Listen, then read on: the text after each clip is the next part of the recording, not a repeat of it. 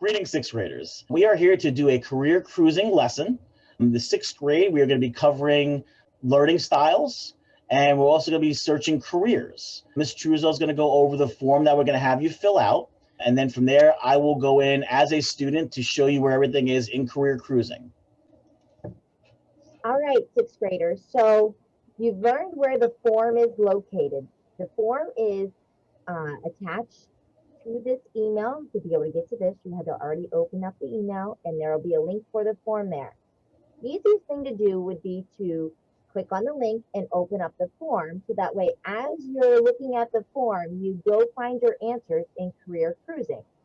And as you can see here, we have our career cruising. It's public.careercruising.com. You're going to put in your username and password. And Mr. Marcioni is going to act like he's a student, and he has his username. Okay, so remember guys, when we're doing this, the username is always CC08, not O, but 08, dash, then your ID number, okay? I just used a fake one for this because I created a fake account for our purposes today. So CC08 dash, and then your ID number, okay?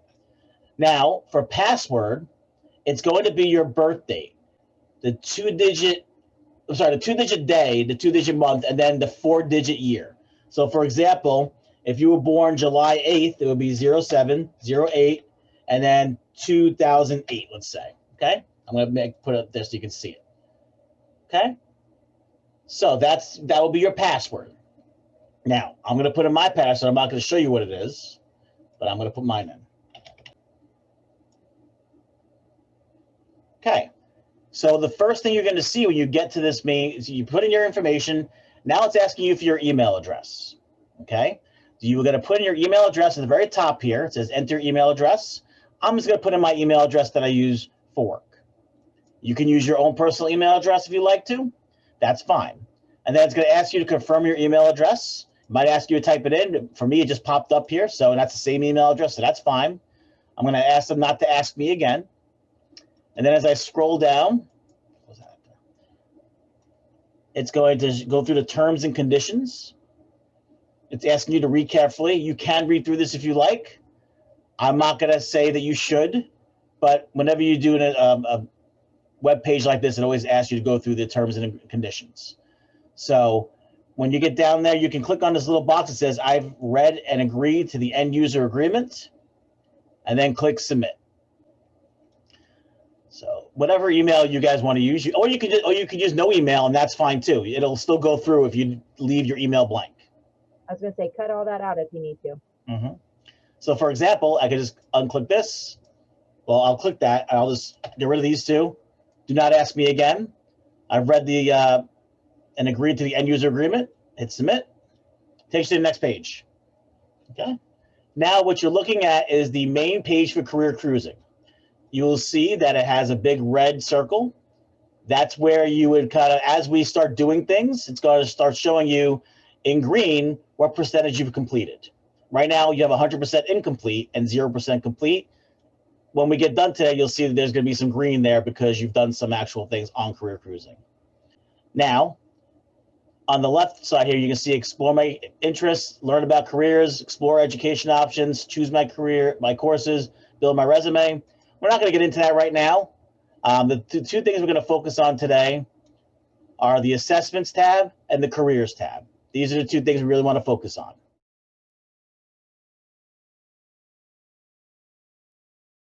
We're going to enter in, using the forms, it's going to guide you through the career cruising of what we would like for you to learn about today. So the first thing on the forms, you're going to pull it up. You're going to type in your last name. Okay, I created a last name, and his name is Jim Smith. So, Smith. Then you put in your first name. You're going to select your language arts teacher.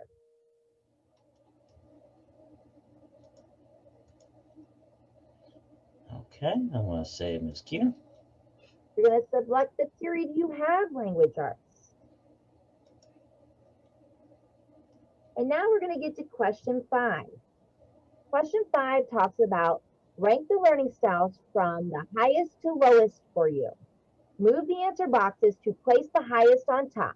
If they are equal, you can state that in the next question, and we're going to show you what that means. So now Mr. Marchioni is going to go back to career cruising, or should I say Jim Smith, and he is going to complete the assessment. On assessments, the assessments tab on top. And then from there, I'm going to go to learning styles inventory, because this is all about figuring out our learning style today. So I'm going to click on this. Okay.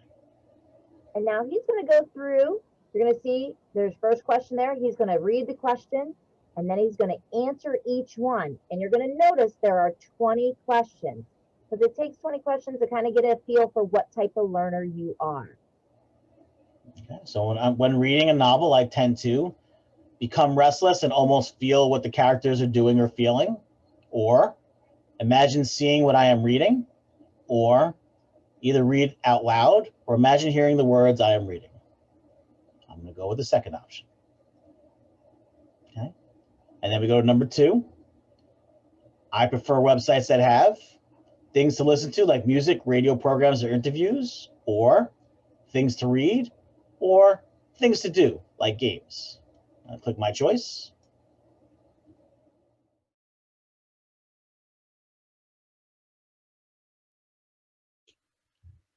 Okay, we're at the last question. I'm going to quickly answer this and then go into the next section. Last question for me is, I prefer a teacher who uses class demonstrations, handouts, books, or readings, or classroom discussions or guest speakers. I am going to pick classroom demonstrations. And these are my results, which is what I expected.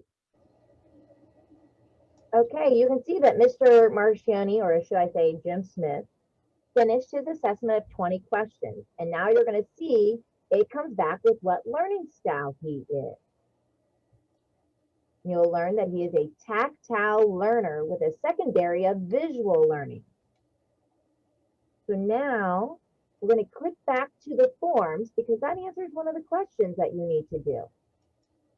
So now he has to rank his questions. And those boxes move. See how you can slide them and move them to put them in order? And so he's going to put tactile, then visual, and then auditory. Now, if you get 2 that are equal, it's okay. Just put them in order how you think you are, which one you think you do more of. Then we get to question 6. It says, read the learning styles profile. Which parts best describe the way that you learn? Now we'll have to go back to that career cruising site. And we got to learn about our tactile learners. So what did you learn about yourself, Mr. Smith? Well, let's see. As a tactile learner, I learn best from hands-on experience where you can manipulate something in order to learn about it. The more you're able to touch and manipulate the information, the easier it will be for you to learn. So I look at some of these options here. I guess that's the main thing there, because the question is, I'll go back to it for a second, which part that describes the way I learn? So essentially, I like the sentence right here. The more I'm able to manipulate the information, the easier it is for me to learn it. So I'm going to make it easy for myself. And I'm going to highlight. I'm going to copy that information. And I'm going to paste it right into my form, which students can do without a problem. Right. Well, I also secondary where it said you were a visual learner as well. Okay, well, let's take a look at that. Scroll down. Okay, so again, I have 35% visual learner. As a visual learner, I learn best when information is presented in written form or visually through diagrams or pictures. I prefer to read the text of the textbook rather than listen to a lecture. So I'm going to say that I'm going to take this part. I learn best when information is presented in written form through diagrams or pictures. I'm going to copy that. I'm going to make that my second sentence. I'm going to paste it right in there. Awesome. I'm going to make that I instead of you. And there you go.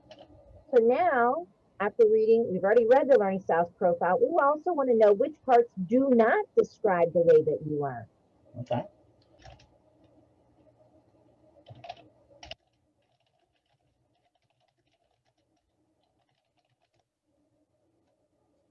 All right. Okay. Now, question 8 says, which suggested strategies can you begin using to help you learn? And this is very important because understanding what type of learner you are is how you learn how to study. And this is a life lesson here. No matter what you decide to do in life, you need to know how you perform best. So going back to that learning styles, we're going to look here under tactile learning. Oh, if I'm hands-on, rewriting my notes helps me.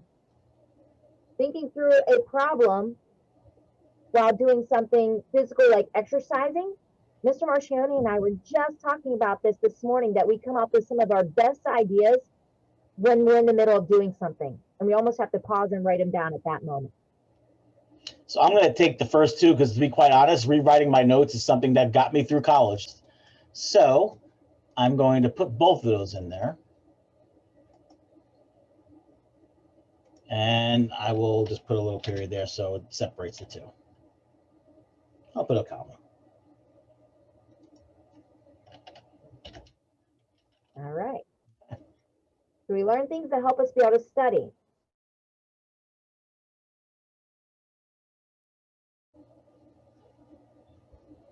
Okay, question 9. Now that you know your learning style, click on the careers button in the menu bar at the top of the screen and search for a career that interests you, but that you may not know much about. Name the career. So now Mr. Marchioni is going to go back, or actually Mr. Smith, Jim Smith, going back to his learning styles. As Jim Smith, I'm going back to my learning styles again. I was more tactile than anything else, but now I'm going to go to a different spot. As we said earlier, we did assessments. Now we're going to click on careers. Clicking on careers, and I'm going to enter a career name that I think would be an interesting career. I'm going to do computer animator. They get to do all the fun things. Are they the ones that make all like the things for games and all that cool stuff, advertising for companies?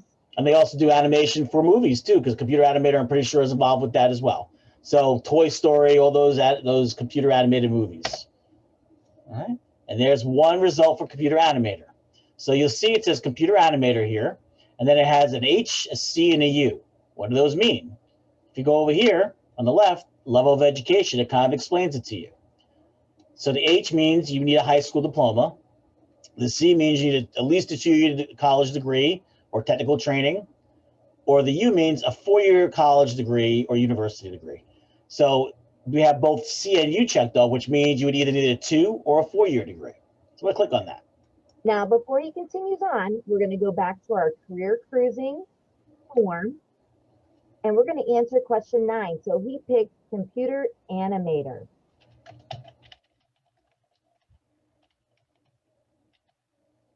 And we're going to go down to question 10 because it said click on the education button. What education and training do you need to enter this career? You either need a 2-year training or a 4-year degree from a 4-year university. So it has multiple. Remember, it says click on the education button. So I'm going to go here. And here we have all the different links on the left side. Job description, working conditions, earnings, education. I'm going to click on education. And here we go through education and training. So I'm going to read a little bit here. So if you want to get into digital animation, there are many paths you can take. The key is getting work in the field. The key to getting work in the field is to have one great demo reel. A post-secondary program in art or design will give you the skills to make one. I'm going to skip down to write the third paragraph because it does kind of go into a little more detail. These programs last from 1 to 4 years. Depending on the program, you will earn a certificate, an associate's degree, or a bachelor's degree. Many animators have a bachelor's degree. Okay. And normally what it does, the more years you spend learning, the higher level of education, the more you get paid. It's all about being more competitive, and you want to make sure that they want you versus the other guy, and you'll need more of that kind of experience and education to get there. So I'm going to go ahead. What education and training do you need to enter this career? I'm going to paste that paragraph that I just read because it was perfect for this answer. Okay. Yeah. So now we're on question 11. Click on the job description button. What duties do people in this career typically perform? Okay. Back to this. Again, going to our links on the left, at a glance, job description. Oh, wait, job description is where we want to be. Click on that. Okay, so we see Robert. Robert is a computer animator, and it kind of goes through his job description. Digital animators produce all kinds of moving images. They create everything from toys to dinosaurs to mythical lands. The field of digital animation shows no signs of slowing down. If you like art and technology, this may be the career for you. Let's scroll down a little bit. Just going to kind of glance at it and read a few more lines. Digital animators use their skills to create illusion of movement. They use computers and software to do their work. Using this technology means they don't have to redraw images frame by frame. I think that's a good description. Mm-hmm.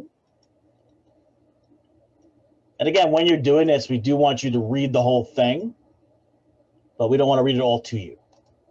Yeah, we're trying to save some time for you guys.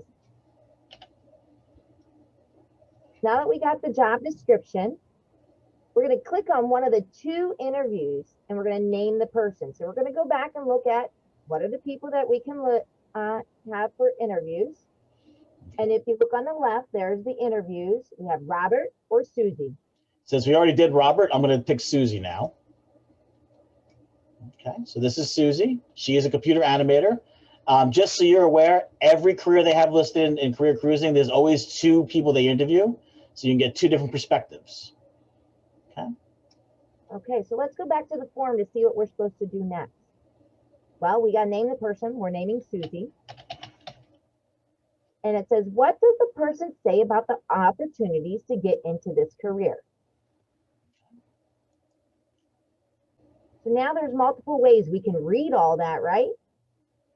Or we can go watch a video. Let's watch a video just to see what she says. And click on advice. So you see they have different options up here. I'm going to go right to advice, where it has a little camera. Click on that. And then click on the play button. I would say definitely don't go into this job for the money. I know some people who have tried to do that, and if you're not generally interested in the subject, or you're not, if you're not being driven by I like this, I like doing this, you know, you're not going to get very far. I think it's one of those things where you should definitely take a class, take a couple classes, see if you like it, see if you're interested, if you have an affinity, if it's something that drives you forward, and then, you know, keep going.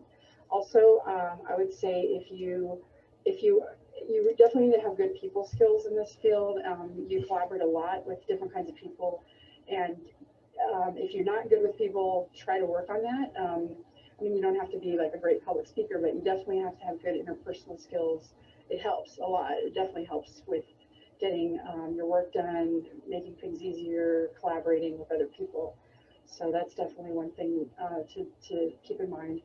And the other thing I would say is just be persistent. If you start out and you're really gung-ho and you want to do this and you don't get a really awesome job the first time, don't worry about it. Just you know, keep going. You will get those better jobs. You just keep on working, keep getting better, keep meeting people, and you will get to where you want to be eventually. And I know that for a fact from my own experience and from some other people that I know.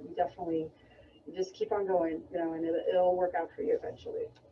Okay. So again, I just want to go back to the question. What does the person say about the opportunities to get into this career? Okay. Well, did she really answer that in that? She talked about the career, but didn't go into the opportunities. So maybe we should go to the actual questions and answers. Right there. Can you tell me about your background and how you got into this field? Mm-hmm. And she attended a 4-year college where she studied computer science for 2 years and then studied studio art for 2 years. She also went to a 2-year college where she studied fashion design for 2 years. She put herself through school with money from her own work, grants, and student loans. She always, I'm going to skip to the next paragraph here. She always loved animation and thought computer animation looked fun and interesting. Right before graduating, I started doing modeling and rendering for an interactive CD-ROM for football fans. I originally wanted to be a fashion designer. Now I make digital clothing for characters. I've worked in computer animation for 15 years. So for those of you that have an Xbox and you have your, I guess, virtual characters and you can change all the clothes on there, that's kind of what she does. So I think it's very interesting. So I'm going to take that first part there because it kind of goes through at least what she did. Well, that's really, the first part doesn't cover the opportunities. Well, I think opportunities means in how you take it. Like she got into the opportunity of animation, but she was actually first originally working at like Right. and she completely changed. Right. That's true. Very true. I'm going to take this part here because I think that's kind of where the meat of it is. Mhm. I want to copy that, and that'll be my answer.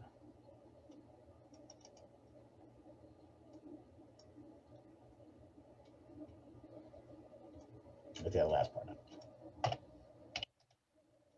Now, the last question is, do you think you would enjoy this career? Now, we were very focused when we were looking at this career about different things. If you're not sure, you can go back and read more about the career. There's more information there that we did not cover.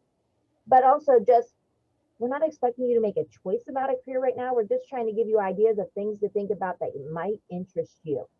And sometimes you may find out, nope, that's not for me. And that's good because that means you found something that you know you shouldn't do. Because we all can't do all the jobs in the world. I'll go ahead and hit submit. And my response has been submitted. It's that easy. Okay. And then I go back to my screen.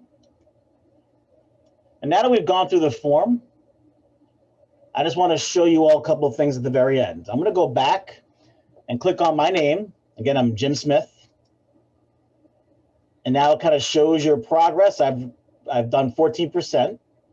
The one thing I did forget to do, and I want to show you all this because it's important, I'm going to go back a screen, is I want to save this career to my plan.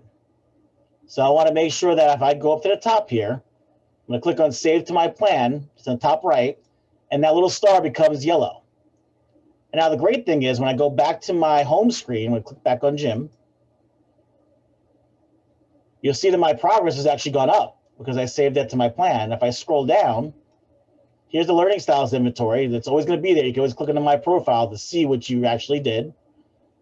And then you can click down here. Well, down here, you'll see my saved careers, and computer animator is now one of those careers. And this is a program you're going to be using in 6th grade with us. In 7th grade, we're going to go back and do a assessment. We're going to be doing a matchmaker of my skills, and it kind of helps you figure out what careers are best suited for you based on what your likes are and your interests are. 8th grade, you'll use it again, and then they have you use it even in high school. They have you do different things. One last thing, I'm going to click on the actual name, Career Cruising, and this brings you back to the first page when we first logged in. You can see now that round circle has got some green in it from the things you completed. This is kind of like the home page for once you go into Career Cruising.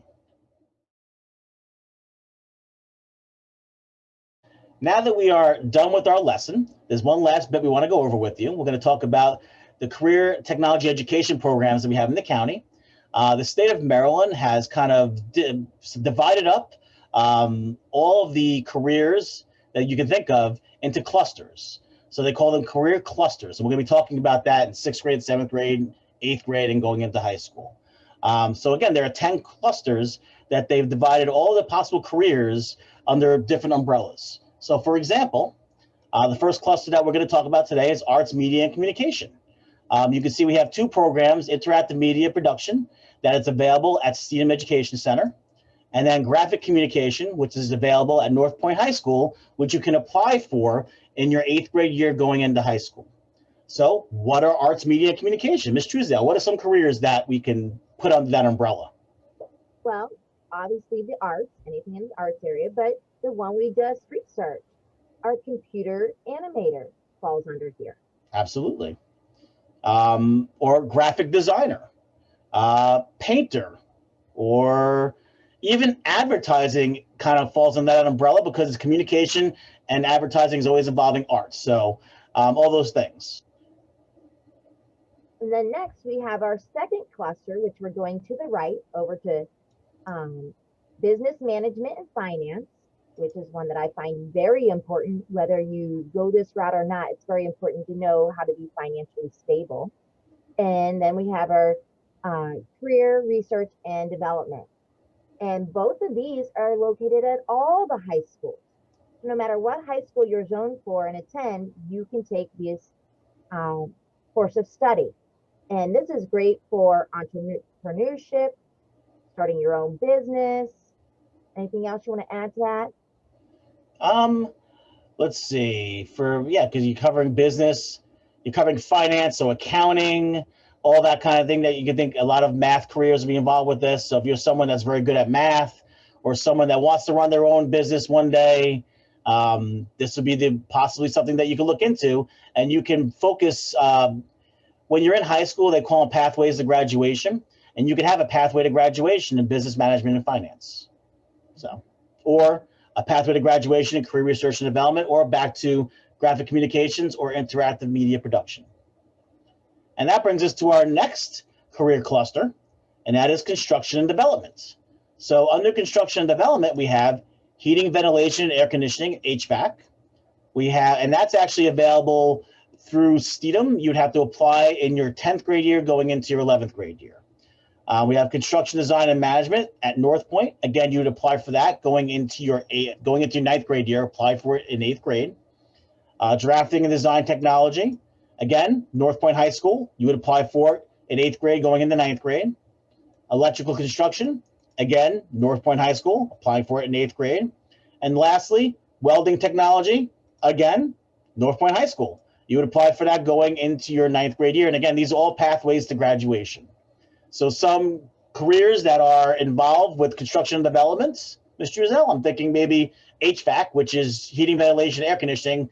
Someone that comes and fixes your air conditioning, which there'll always be a demand for that. There sure will be, because we all know we like to be nice and comfortable in our homes or in our place of work. Mm-hmm.